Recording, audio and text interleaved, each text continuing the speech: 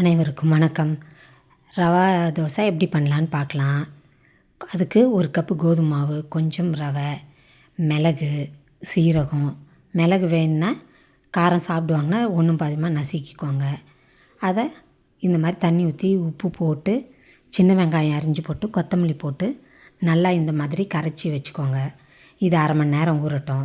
அதுக்குள்ளார பீர்க்கங்காய் துவையல் எப்படி செய்யுதுன்னு பார்ப்போம். கொஞ்சம் வடகம், உளுந்து கொஞ்சம், 2 காஞ்ச மிளகா காரத்துக்கு ஏற்ற மாதிரி, பீர்க்கங்காய் தோல் நான் இது இப்போ துவையலுக்கு எடுத்துருக்கேன். பீர்க்கங்காவும் எடுத்துக்கலாம்.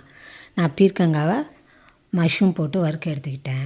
கொஞ்சம் தேங்காய், புளி, உப்பு, இது எல்லாத்தையும் ஒரு வாணலில் எண்ணெய் ஊற்றி, எண்ணெய் காஞ்சதும் வடகம் கொஞ்சம் போட்டு, வடகம் பொரிஞ்சதும் உளுத்தம்பருப்பு போட்டு, உளுத்தம்பருப்பு கொஞ்சம் செவந்ததுக்கப்புறம் கொஞ்சம் காஞ்ச மிளகா போடுங்க.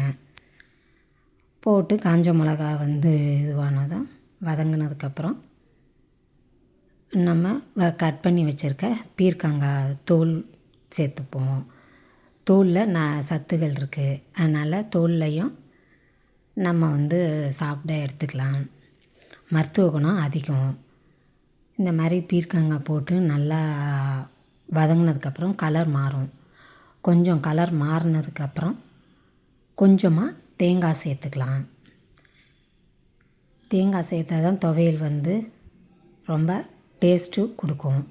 உங்களுக்கு ஏற்ற மாதிரி காரம்லாம் சேர்த்துக்கோங்க. தேங்காவை சேர்த்துட்டு அதுலேயே புளியும் கொஞ்சோண்டு உப்பும் சேர்த்து நல்லா துவையல் அரைச்சிருவோம். நான் ரவா தோசையும் பீர்க்கங்காய் மஷ்ரூம் வறுவலும் பீர்க்கங்காய் தோல் துவையலும் வச்சுருக்கேன். நீங்களும் சாப்பிட்டு பார்த்து எப்படி இருக்குன்னு கமெண்ட் பண்ணுங்கள். நன்றி, வணக்கம்.